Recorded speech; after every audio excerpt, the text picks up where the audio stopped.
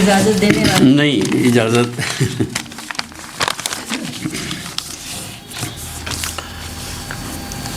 شاداب بھائی، ایک سہیلی کو بھیج کر اس نے ہم سے پوچھا ہے کیسے رہتے ہو.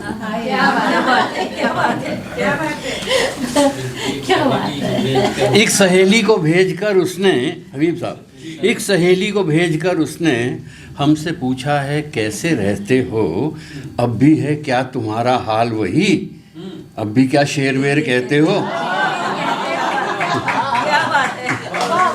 تو ساگر بھائی کچھ شعر ویر لایا ہوں آپ کی خدمت میں، پٹیالہ والوں کی خدمت میں.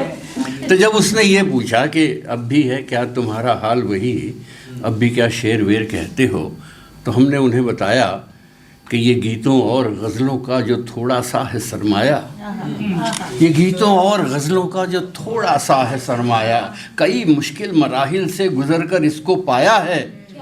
کئی دن تک تو ہم بھٹکے خیالوں کے محلے میں، کئی راتوں کو جاگے ہیں تو کچھ کاغذ پہ آیا ہے. کئی راتوں کو جاگے، کئی دن تک تو ہم بھٹکے، کئی دن تک تو ہم بھٹکے، شوق صاحب شکریہ، کئی دن تک تو ہم بھٹکے خیالوں کے محلے میں، کئی راتوں کو جاگے ہیں تو کچھ کاغذ پہ آیا ہے. ایک بات شاعروں کی طرف سے، آپ سب کی طرف سے کہتا ہوں، 4 مصرے ہو سکتا ہے میں نے کہے ہوں لیکن ہیں آپ کے مصرے، یہ مساری جو ہیں آپ کے ہیں کہ میرا ہو کر بھی نہیں کہتا کہ میں تیرا ہوں، میرا ہو کر بھی نہیں کہتا کہ میں تیرا ہوں، بس یہی ایک کمی ہے میرے ہرجائی میں. میرا ہو کر بھی نہیں کہتا کہ میں تیرا ہوں، بس یہی ایک کمی ہے میرے ہرجائی میں. اور داد جن غزلوں پہ دیتا نہیں محفل میں کبھی، گنگناتا ہے انہی غزلوں کو تنہائی میں گنگناتا. میرا ہو کر بھی نہیں کہتا کہ میں تیرا ہوں، بس یہی ایک کمی ہے میرے ہرجائی میں. سن رہی ہیں دیویا؟ بس یہی ایک کمی ہے میرے ہرجائی میں، داد جن غزلوں پہ دیتا نہیں محفل میں کبھی، گنگناتا ہے انہی غزلوں. اور ایک منظر کا تصور کیا ہے صاحب کہ ایک منظر یوں ہے کہ کچھ کچھ چمک سی پلکوں پہ آتی تو ہے نظر، کچھ کچھ چمک سی پلکوں پہ آتی تو ہے نظر، شاید وہ دیکھتے ہیں کوئی دل نشین خواب، اب اور داد کیا دوں میں اپنے نصیب کی، وہ سو رہے ہیں سینے پہ رکھ کر میری کتاب.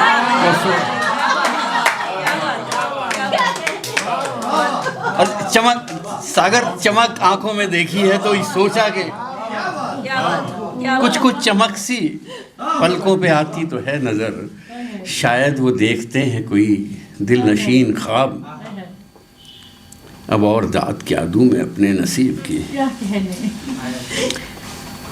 وہ سو رہے ہیں سینے پہ رکھ کر میری کتاب. اور ان کا بھی جواب سنیے کہ ہم سے کہتے ہیں کہ مر جاؤ نہیں آئیں گے، ہم سے کہتے ہیں کہ مر جاؤ نہیں آئیں گے، گڑ گڑاؤ کہ قسم کھاؤ نہیں آئیں گے، اور ہم ان سے جو کہتے ہیں تو یہ کہتے ہیں بس یہی کہنے کو آ جاؤ نہیں آئیں گے.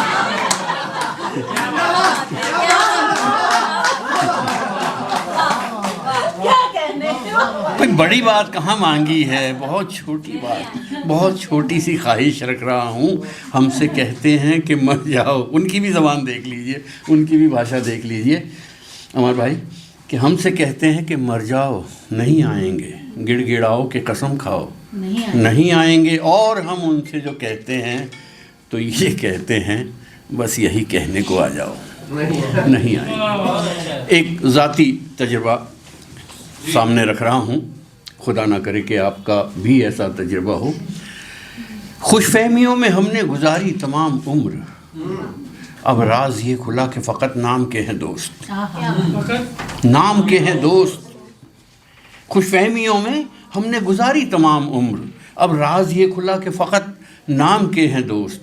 لکھا ہے زندگی نے بھی ختم ہمیں یہی، جب تک پڑے نہ کام، بڑے کام کے ہیں دوست، جب تک پڑے نہ کام.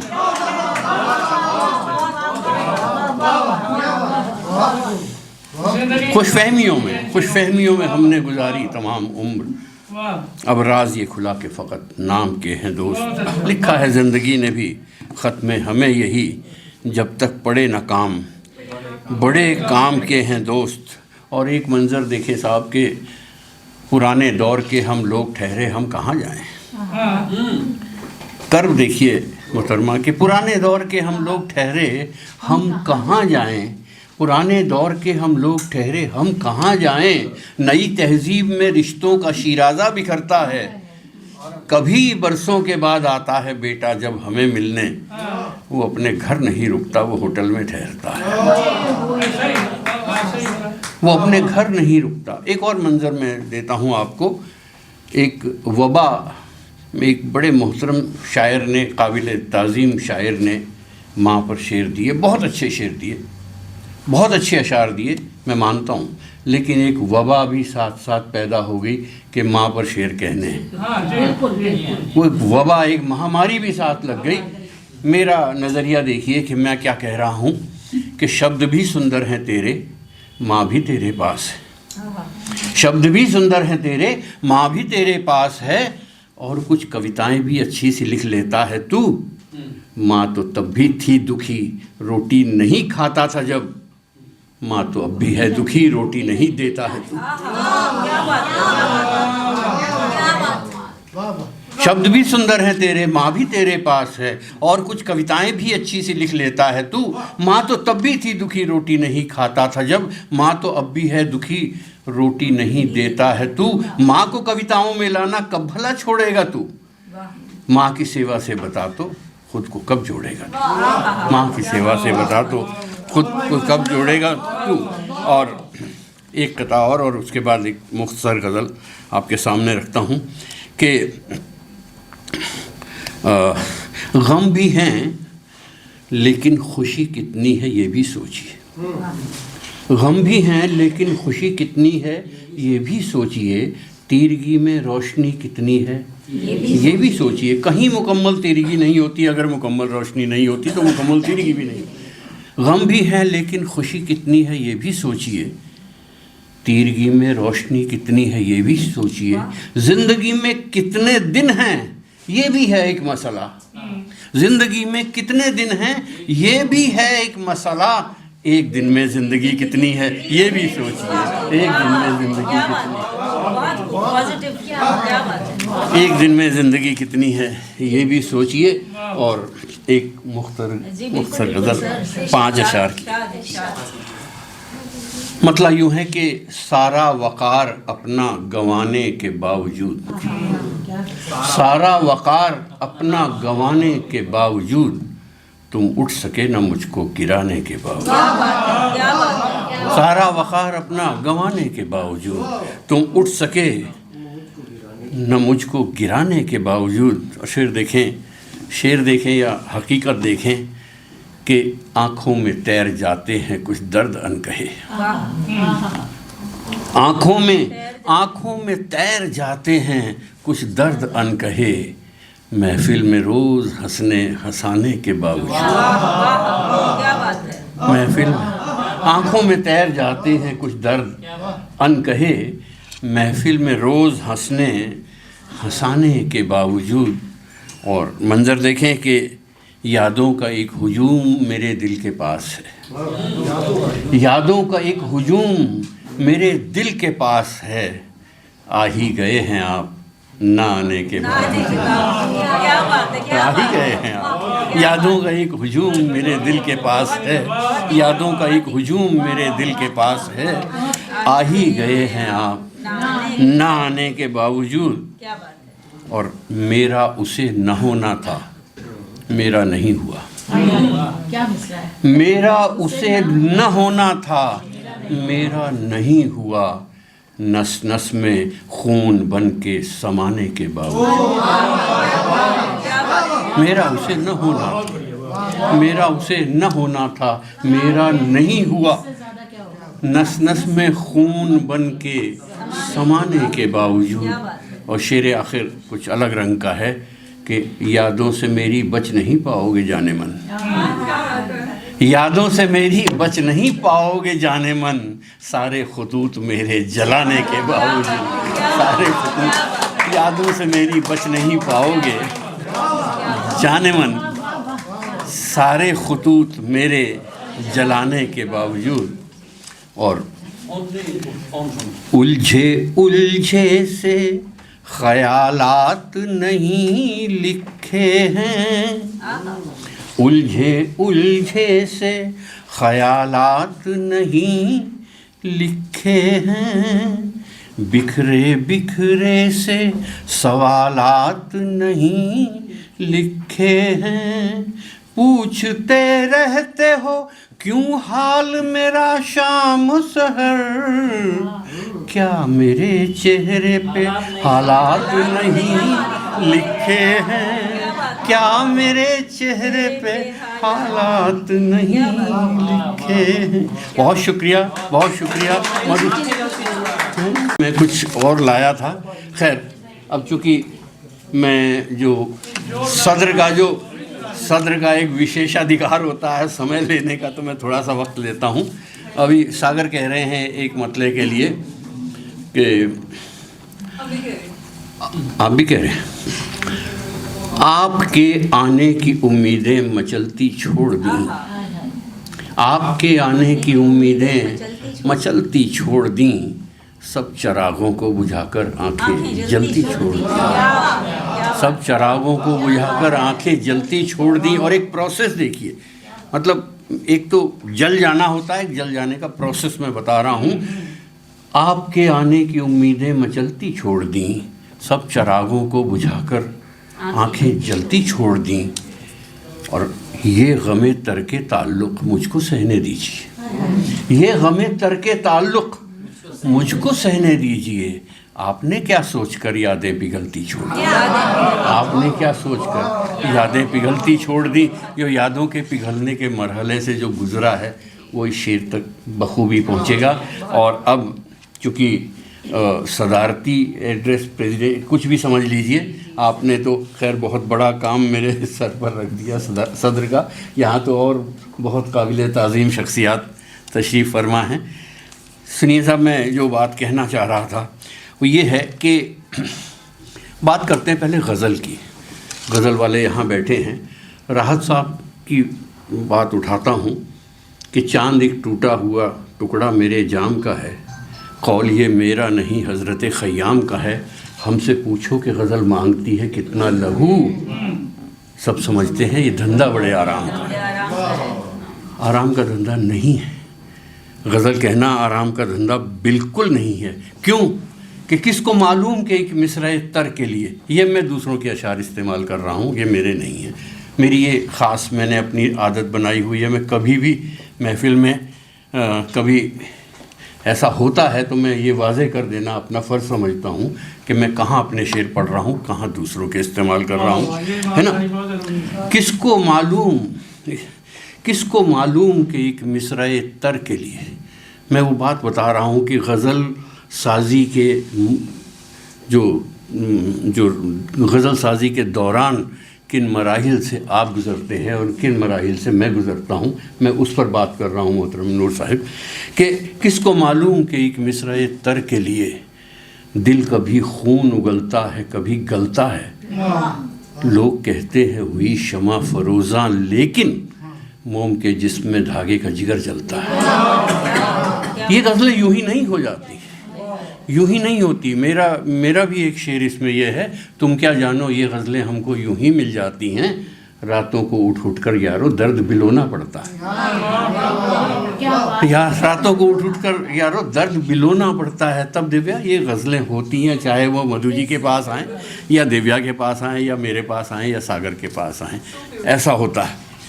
اور پورن احسان صاحب پٹھان کوٹ کے شاعر کہتے ہیں کہ پار سرحد کے بانٹنے جاؤں چھپ کے میری کتاب آ جائے۔ کتاب کا چھپنا بہت بڑا ایک سپنا ہوتا ہے، اور وہ خواب اگر شرمندہ تعبیر ہو جائے تو اس سے زیادہ خوش آئند بات اور خوش نصیبی کی بات شاید ایک تخلیق کار کے لیے کچھ نہیں ہوتی۔ تو آج یہ دیوان منظر عام پر آیا ہے۔ ابھی تک تو ہم غزلوں کی بات کر رہے تھے، لیکن جیسا کہ میر تقی میر صاحب نے کہا ہے کہ مجھ کو شاعر نہ کہو میر کہ صاحب میں نے درد و غم کتنے کیے جمع تو دیوان کیا۔